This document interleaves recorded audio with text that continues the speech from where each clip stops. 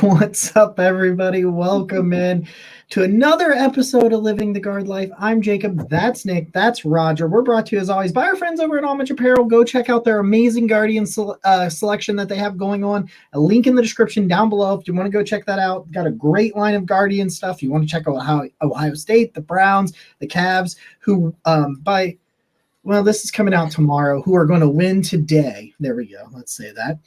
Tie the series up at 1-1 and go from there. But, gentlemen, how are you doing this fine evening? You know what, Jacob? You reminded me of something. Life has been kind of hectic lately, but Roger, we mentioned this on last episode of The Guard Life. Roger did an amazing homage, just everything you could ask for. And it is my pledge that we're going to get that out there this week so that people can see it. I meant to upload it so I could share it on this pod, but I forgot. Nick's he's like, he won't let go of that line, man. He's holding on. I appreciate it, Nick. Hey, man, it's time. You can put it on any time when we need some filler on 216. You need something to throw up. You know, it's nonsense. It was fun to do, though. You know, so I appreciate it, Nick. Absolutely, man. You know what? So now I'm trying to remember the last time we were here. It's like there's so many baseball games between shows now. I'm kind of adjusting to that. But here we are, 2-1 against Washington. I'm okay with that. I feel pretty good about it.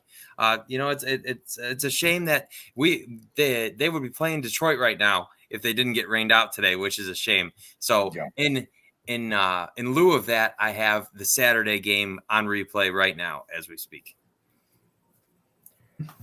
You're watching it now? I have it on right now. All right, man. When they do the broadcast at night, I always catch the game a second time. I'll have it on, you know. I tell you, watching it. Well, we finished up with the Yankees at home, and we hit the road for Washington. It was Jackie Robinson Day on April 15th, my birthday. It's always, on my birthday, and I love that, being a baseball fan. So, we got to Washington, and we took 2 out of 3 on the road. And like I wrote about for 1,500 words, it's very important to win. It's very important to go 500 on the road. When you win a series on the road, it's that much more important. I heard today on Baskin Phelps, I'm not going to steal it, but Eric Wedge was famous when they would talk to him about a series and say they dropped a game, we won the series. That's baseball, man. Win the series. And they did that on the road, and that's what you got to do in April. You don't want to be sitting in August and be 3 games out, and you're playing, you're kind of in a slump, and the Twins are, hot, and now you're 8 games out. You want to win these games early. They are important. Every game's important in baseball. Every series, if you could take a series at home or on the road, that's obviously – it's funny. It's they laughed about it today on the radio. It's obvious. It's so obvious, but it's not easy to do. Yeah, and I think that's a pretty big thing. I think it's kind of universal across sports where baseball is so truly unique in the sense that they play 162 games, which is just an astronomical number in the grand scheme of sports because nothing comes close. I mean, basketball's got the 82, but like, you're not looking. Most sports don't play over 100 games. Yeah, let alone 3 or 4 games in the same city against the same team, and then you leave that city for a travel day, and you're playing somebody 3 times in a row. They're playing mini playoffs all year long.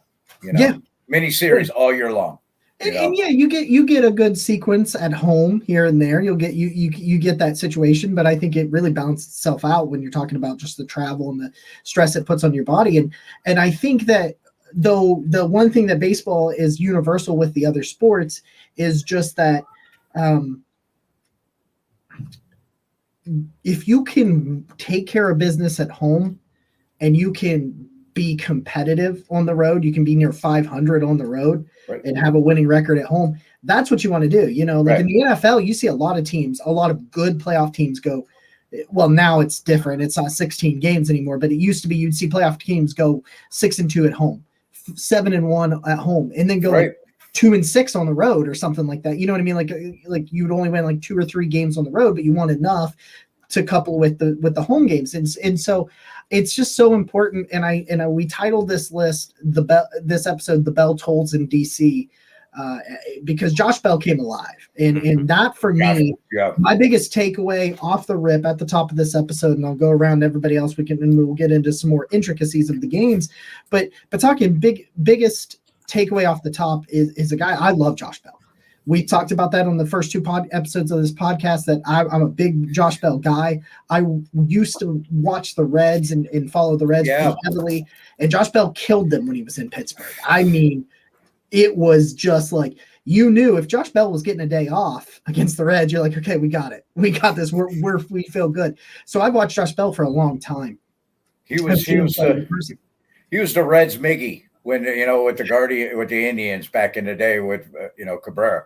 Just kill us. Just killing us, man, Owned Progressive Field and Jacob, There was two guys for me when I was watching the Reds. It was Josh Bell and it was Roy Oswalt, the pitcher for the Astros. Whenever he would throw for the Astros, because at the time the Astros were in the NL and they were in the NL Central with the Cincinnati Reds. Whenever he would throw, you were like, dude's going to throw 7. We're going to get like 2 hits, and like that's going to be it, because that's just what he did. Yeah. But so I was really so ecstatic for the Guards to get Josh Bell, and we had some conversations, and even a guy who was behind him the whole way, there was some concern, and I know he's bad in April. Go look at his splits across his career. He's bad in April. That's fine. But there were some points where they were some embarrassing at-bats that he was putting together, and now he's hitting, like, over the last 7 games, I think he's hit like 280. And he's got like 4 RBIs. He's not a liability at the plate. He's finally become like he was your big offseason acquisition offensively anyway. At least in my mind it was, and he was the biggest change you were making. Like that's the way I felt. He was the biggest offensive change you were making, and he started to come alive. And if he can come alive, and some of the other bats were starting to warm up as well, if these guys can start to get it together and finally give the pitching the opportunity to not use 5 or 6 innings of our bullpen every freaking night because we're in close games, I think you can finally see them start to rip off some more more wins, and take some pressure off of pitching, because these close games, man, it's going to be hard on the pitching staff. You know what? I think at the end of last year, everybody looked at the Guardians and said, okay, this was a great season. We're proud of what they were, probably a year ahead of where we thought they'd be, but they desperately needed to add more hitting, especially power. Yeah. Right. And my favorite stat of the weekend is that Josh Bell hit 4 doubles in the series against the Nationals, and the Guardians' current leaders are Jose Ramirez and Mike Zunino with 6. I just wrote Zunino down. So yeah, and I know we'll get to him too, but just the fact it shows what Josh Bell can do, because he hit, and like Jacob said, he knocked in a bunch of runs that we very much needed. Those were all close games. And so anytime, it seems like the Guardians just can't escape these close games. So it makes that type of hitting all the more important. And I'm really excited to see, Bell. And I think it's a big part of, we've referenced before that the Guardians have struggled with their starts before, and especially with Minnesota being so hot, to take 2 out of 3 and to see Josh Bell be a big part of that was really encouraging to where the season's going to go and what this team's going to be, especially when you consider that you're down some of your key pitching right now. Yep. Would you say, just for a second, with road wins, what's important about that is when you go on the road into playoffs and you're playing a 7-game series on the road, and last year we went 11 games over 500 on the road, and we took New York Yankees to the limit. Yeah. That's what winning on the road does for you. When you can win on the road, it helps in the playoffs. It is priceless to be able to win on the road in the playoffs. To take 1 on the road and come back home. That is huge. And what they've done, and what they did last year, what they showed is that they can win on the road. And that's huge. Josh Bell, a couple of things about Josh Bell is he's in National League his entire career. He said something that was very important, and I haven't heard it. I wasn't going to tweet about it because I wanted to talk about it tonight. And he said that the backdrop at their ballpark is familiar to him. and all the backdrops along the National League. This is the first year where the American League, as the Guardians, will play every team in the National League at least once. First year in the history of the Major League Baseball League that we will face every National League team at least once, and every American League team will play every National League team at least once. So as a hitter, you're used to the backdrop. You have a book on the pitchers in the National League that you face within your division and outside your division. You know what I mean? And that's how you become a hitter. It's familiarity. They like to be comfortable. Baseball is a big game of what do they call where you're superstitious and you have certain rituals and you have certain, and when you get to a ballpark, you know why he hit like he did? Because he loves the backdrop at their ballpark in DC. And the more he gets familiar with the American League ballparks and he gets back to, he's going to be in Detroit and he's going to go back to Detroit, and he's going to go to Minnesota. He's going to go back and he's going to get used to it. He may have seen these ballparks maybe once or twice in his career. These American League ballpark. It's huge for a hitter. Josh Bell's going to be just fine, man. Josh Bell, I likened it to the Edwin Encarnacion pickup. I think that's how valuable Josh Bell is going to be to this lineup. And then you mentioned Zenino, my Goomba. I love him back there. He needs to you got to flip his glove over. You got to drop the knees. Got to kill them balls in the dirt. But other than that, his bat started to come alive too. So, we took 2 out of 3 on the road and we're off to the Motor City, and that's another team that we should beat. We took care of business. We should have won that series, and we did. And you got to beat the teams you're supposed to beat. And you got a double header. This video will come out on Tuesday, and I'm thinking it's going. By the time this video drops, this video will probably drop at noon. So if you're seeing this, at most it's 1 hour before before first pitch for the double header that'll take place on Tuesday, which is just insane to me to already throw a double header at you in April. I mean, I don't think because you ended up getting an off day that you weren't supposed to get. So I guess it can kind of balance itself out. But just the double header thing to me in general is like, as a guy that's been more of a casual baseball fan for most of my life, it's kind of, I don't know. It's a bold strategy, but I wanted to ask you guys a question, especially Roger, just because I know you're much more in tune with baseball than I am. When do you get to a point, because there's a couple of things I'm a little concerned about. When do you get to a point where concerns are legitimate versus like being like, oh, it's okay, hang on, it's the first month of baseball. Like where are you at? Like, because I've got some concerns with some of this pitching rotation. And I think some of it, I just said this is because I heard Tom Hamilton talk about this on the broadcast. And he's just phenomenal, by the way. If anybody thinks otherwise, then get the hell out. But he was talking about like they have not beat anybody down. So they have not gone into the 8th inning with a 5-run lead or anything like that, where it's kind of takes pressure off the bullpen and that sort of thing. And I do think that the bullpen is being put in some situations, but we've got some arms that have been very up and down. And I get it; it's the beginning, but pitching is usually ahead of hitting to start out a season. So where is it that you start to feel comfortable where a concern is there's been enough time to where it's legitimate, I guess is my question. Who goes first? You want me to go, Nick? Yeah, you, Roger. I always concede to my man Nick Garnes, man. I ride shotgun to Nick Garnes. There is a concern. First of all, you're missing your second ace, right now. Quantrill went 6 innings. He gave up 6 hits in 6 innings. He settled down. The thing, Nick, you talked about it earlier. The Guardians, they've 5 wins by 1 run this year, 4 wins in the last at bat, 4 wins in extra innings this year, and 1 3-run game played. Where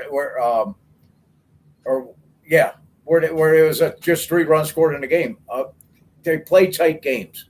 They play it down to the wire. Last year, they didn't start playing baseball till about the 6th inning. But when you talk about pitching, Jacob, look at I expected more. Bieber really struggled. I don't mind when he struggles against the Yankees in the 1st inning and gives up 2, but it's a different ball game. When he's given up 2 to the Nationals, he settled down because he's a Cy Young pitcher and he pitched well. But the problem with the rotation and with our starting pitching is Sunday he couldn't go to Check or Class A because they already pitched 2 nights in a row. And Tito is not no manager is going to pitch. They're 8 and 9. They're setup man and their closer on 3 days in a row. So the bullpen was kind of handcuffed at that point. This is your guys' game to win, and they didn't do it. That's where I'm concerned is in the middle of the bullpen. Sandlin gave up runs. It was like floodgates, and that's a young baseball team. Washington. It's not the Yankees or the Astros, or the Dodgers or a team like that. I'm concerned, but when do I really get concerned? Usually with a position player by Memorial Day. That's when I get concerned with a position player. If they haven't figured it out or put it together by the end of May, and that's usually when you see them start going UDFA. They're out the door. But with pitchers, man, and with our young guys, it's when they're ready to come up is what I believe. When they have enough time down in Columbus and they're ready to be brought up. They're not going to bring a guy up that's not ready, like the young kid BB. He's a flamethrower. He's just AAA is not a challenge for him anymore. He's ready, big league ready. I don't know what they're just going to stretch this out as long as they can and piece together some wins. Pitching's tough, man. It's all for a feel. You're trying to patch the bullpen. You're trying to patch your rotation. Tito, sometimes I scratch my head with what he does and the decision he makes, but I'm a plumber and he's a Hall of Famer. So sometimes I just sit back and let them do what they do, with the pitching staff. Yeah. Pitchers are so fickle, man, and just so, and then you got the clock with them. I think it affects pitchers more than it does hitters, the pitch clock, because you had all day. You decided when you threw that baseball, and that's the way they pitched all their lives, coming through college and the minors or whatever into the pros. So I think that's an adjustment too for some of these pitchers. I definitely, Bieber hasn't looked so much. There's been times where he's settled in and he's been. I do think he was robbed of a win on yesterday, right? Because they just really threw that 6-3 lead away, and so he's been hit around a little more than you'd like to see. But I will say on the other end, Plesac really struggled previously, and then he had a better start. Right, Saturday night, yeah. So yeah. I was definitely happy to see that. I think we'd have a lot more concerns if we weren't waiting for McKenzie and Savali to come back. I think both of them not being here yet is an encouraging sign for where we're at, because if this was the full pitching staff and we were and our ERA was as it is, and we're just giving up hits and just really not able to get back to, because the pitching was so good last year, and it was and like Roger said, a lot of times we didn't start, the bats did not get going until late in a lot of those games, and the pitching is what kept them in it. And so this year, really, it's been a flip of that script. The bats have been way hotter to start the year, and the pitching has been less consistent. Well, at least the starting pitching. I think the bullpen's been better. So for me, I think I would worry if you get McKenzie back, if you get Savali back, and then you're still having a lot of trouble as a rotation. I think then I have concerns. But currently, that Plesac being better Saturday encouraged me. I know Bieber struggled, but he's still, even when he does struggle, he's been able to bounce back later in the games, and that to me is a good sign about him moving forward. Yeah, I agree with that. I think I'm hard up because he's our ace, and I'm from the days when they used to hang K's, on the rail, and you get 20 a game, and I want that out of him. I unfairly expect that because, damn, it's a hard job, man. He's got a hard gig out there, and just against Washington, I'm a little disappointed that he let him jump out like that because we play from behind. But the other thing that really goes with pitching is the defense behind him. And last year, the Guardians were like 70%. Any ball that was hit to them, it was an out. 75% or something that they were ground ball. Their defense last year was like 98%. They were ranked 4th in defense. This year we're down. Last time I looked was 18 on defense. Wow. Rosario had a huge blunder on Saturday night. Was it Saturday night? Or no, it was Sunday, where he took the throw. It was a ground ball to Jose. You're a shortstop. The ball's hit on that side of the infield. You move out of the way because that's the second baseman's ball. We got no outs out of that. Ended up 2 runs scoring on it. That's why we lost that game. Defense, just across the board, isn't as sharp as it was. They really need to pick up the defense because with our pitching, we induce a lot of ground balls, a lot of sink. Our pitching staff needs that defense, that 0.987 defense behind them, that number 4 defense behind them to be successful. That's part of Tito ball is elite defense. So when do we see Bibby? I'm sorry? Jacob's asking when we see Bibby, and I was reading today that because of the doubleheader, it might be expedited just because of the strain it puts on your pitching staff. Is that how I say his name? Did I say it wrong? Is it Bibby, Roger? Yes, Bibby. Yeah, Bibby. Okay. I can't. Okay. Everybody looked at me like I had this. No, it's like you read his name, but you don't hear like Hammy. When I hear Hammy say a ball player's name, then I know how to say that guy's name. Like with Encarnacion. You know what I mean? I had no clue how to even though he played it, is Edwin.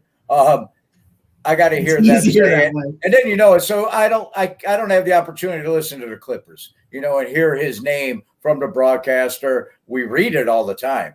And look at me, I'm from 69th Street. Look at how I speak. You don't want me pronouncing anything. Well, you know what? I do. So there's a collective show stance that we must get to and mention. It is the Myles Straw agenda. Yes. Oh, yeah. Sorry. I'm so embarrassed that I didn't bring it up yet. So I have it written down on the board above my computer, too. He every time the guy gets on base, it feels like I'm texting Roger every time. There's no stop. It feels like there's a free base waiting for Myles Straw every time it's on. And I love that about him. That's like a quintessential Guardians baseball. And Roger, I'm gonna let you go on and on about it, but just the way I feel like the lineup is different when you got the guy at the bottom of your order hitting like that, because Quan has been hitting him in. Hitting leadoff. You have a second leadoff hitter. The way he is positioned and hitting the way he's hitting, you're able to be in a situation where, you said it perfectly, where Quan is coming up, and Quan's giving you really, really quality at bats right now. And as you would expect, he should be extended right now, but apparently he's taking pitchers deep into the count. He works the pitch every at bat, man. If he's not 2-2, he's 3-2. Up there working the count. I love Quan, man. I love him. And but being able to flip that over and not it not being Stephen Quan up with 2 out and nobody on every single time, it's just been night and day from the way it was at the end of the year. Right. We talked about it last week. I think going from leadoff to 9. If you ever been on a lineup card and your manager bumps you from leadoff to 9, going from 3 to 7 hurts. Going lead off to 9. I think a mental aspect of baseball is a huge part. I think he settled into his role. He's hitting 310. He's got a 430. We talked about the on-base percentage. He'll take walks. He'll get hit by whatever he has to do. And once he's standing on first base, with Quan, Rosario, or if they move Jimenez up into the 2-hole, and then Jose, you got Bell, and you got, Naylor or Zunino. He's on base. He's scoring with that top of the order coming up. Usually you got, what do we have last year? In the past, we'd have Roberto Perez, who might hit a bomb once every 20 at bats. I loved Roberto. He was one of the best defensive catchers. He doesn't in Guardians Cleveland baseball history. He was a phenomenal defensive catcher. But that's what we always had at 8 and 9, and you'd have, but man, when he comes up, he's exciting. I think that he's fallen into his role. 90%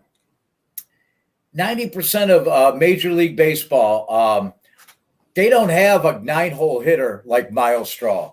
They would kill to have the elite speed on the base path, of Myles Straw hitting in their 9-hole. That is a luxury nobody else in baseball has right now. I love him. Hiram, I'm sending him the link. That guy. He's an everyday outfielder. He's an all-star. He's an elite center fielder. And right now he's one of the best hitting center fielders in baseball. It's really such a night and day difference. Roger, you talked about what we had at the bottom of the order last year. I mean, currently Zunino is tied for the lead, the team lead in doubles, and Myles Straw is hitting over 300. Right. And that's 8-9 hole. Compared to last year, that's really, honestly, that to me, and Josh Bell hitting like he is why the Guardians are winning games right now. Right, exactly. And if you have even if they Josh Bell, he put 100 points on his batting average this weekend. But even it's going to top off and it's going to level off a little bit. Sure. But if you have that kind of production at a leveled off, leveled off consistently throughout the year, and we're sitting in August and our 8-9 hole is producing, man, October, here we come. I will say this. I'm sorry, I was getting distracted. Roger, you undersold him a little bit. He's hitting 333, not 310. He's hitting 333. 333. And it's April, and it'll level off. But that 443 on base percentage, 443 right now for his on base percentage. Yeah, that's I had 439 was the last I saw. Yeah. I got it. I just pulled it up just off of MLB's website real quick. But 6 RBIs, 7 stolen bases coming from the bottom of the order. Right, wow. Right. Mike Trout has a 439 on base. You know what I mean? Those guys live around 430, 480. He's playing that kind of baseball right now. You just got to find a way to sustain those guys. Yeah. Because if you can find a way to sustain that, like you guys have, absolutely. I think he will. I think he's going to maintain about a 250, 260 average, and his on-base percentage is going to be close to 400 all year long, 380 to 400 all year long. And maybe that's my prediction for Myles Straw. And if he does that with a Gold Glove in center field, he's one of the best center fielders in baseball. Can he fight some more Yankees fans too? and climb the wall of the Bronx and punch a Yankee fan in the mouth if need be. I just love the face, because that it will just the photo of the up close of Myles Straw being like, and just getting up in the business. Right. It's forever etched in the back of my mind. Like I said in the greet before we went live, is that forever cemented him into my Cleveland baseball, heart. Myles Straw is locked in with Dwayne Kuiper and Buddy Bell right in there, with the greats as far as I see it. When he did that in New York, that was it. He's my guy. Real quick, as we wrap this thing up, as we get ready for a doubleheader, as we get ready for another week of baseball, I just wanted to say, check out our friends over at Homage. Check out our friends at Underdog. Use our code number 216 when you sign up for them. And BetStamp. I did not have the ticker with the ads running across for this episode, so I apologize to everybody whose bills I did not pay. Anyway, real quick before we wrap it up, I'm going to give a prediction. This is something I want to see in this next week. All right. Yeah. When they get back home. When do they get back home? Is it Friday? Are they back? Yeah. Are they back on Friday? They're back on Friday? Yeah. I'm Googling it right now. I think that Mustard continues the undefeated streak. Okay. They're back home Friday against the Marlins. Okay. Yes. So on Friday, Mustard will take home yet another victory in the hot dog race. That's my prediction for the week. You know what? I forgot we did this, and you're right. You took Mustard, didn't you, Jacob? No, we all took Onion. We all lost. We all took Onion. Okay. Yeah, we all lost. Onion. Wait, because you said we couldn't take Mustard. You took Mustard out of the equation, I thought. I thought we all went with Onion. We did, but I don't know why. Oh, okay. Well, You know what? Jacob, I'm going to join you. I'm going to join you. This is the year of mustard. And your mustard. It's the year of mustard. The one thing though, I wish it was a ballpark mustard. Wouldn't that be cool? I suggested it. Actually, there was a thread on the Cleveland Guardians page themselves when mustard didn't win the final one and went over, and that they needed a brown mustard. And a lot of people, because of our Bertmans in our stadium, mustard. I think if they introduce a brown mustard, it would be really cool. I think it can really work with that. Okay. A brown mustard. And now my real prediction for the week before I get around and all of that other thing. I think Josh Bell hits 2 homers over the next week. Ooh. Oh, okay. Good prediction. Keeps it going. Nick, what do you got for me? A prediction for the next week until we see each other again. Okay. I am going to go. I'm going to go with 5 in the next week. 5 more Myles Straw stolen bases. Okay. Ooh. That's where I'm at. I'm setting the line. All right. We're going to do this weekly, by the way, and I'm going to keep track. I know that's a tough number, but I think Myles Straw keeps getting on base, which I think he will. That's doable. He could do it. Okay. Roger, what do you got? All right. First of all, we got the Tigers, then we got the Marlins, then we got the Rockies. This is a great stretch of baseball for the Guardians to get out and put some wins in the win column, some W's in the win column, and win some series. I have Jose Ramirez because he loves hitting the baseball in Detroit. He loves that ballpark. I got by the time we meet back here, I got Jose Ramirez at 4 home runs. He's at 1 right now. I got him hitting 3. Let's go between now and Sunday. Oh, I'm getting excited. All right, guys. He loves New York. He loves Detroit, man. He loves Detroit. That's a wrap. All right. Living the Guard Life, episode 3. You check out our amazing logo over there from our good friend Sarah. She's redesigning right now. She's redesigning the Scarlet and Gray podcast, as well as the Faithful Dogs podcast logo. So she's doing all that great stuff. She did the Barking Browns new logo, the collar logo last year. She did do that as well. So if you got some graphic design needs and that sort of things, go hit her up. Sarah Knows Ball on Twitter. Yeah, talented young girl, man. Look at that thing's beautiful. It just jumps off the screen. I love it, man. I said I want a T-shirt with that on it. Oh yeah, we can make that happen. Yeah, we can make that happen, guys. We appreciate every single one of you. Hit that subscribe button. Give us that thumbs up.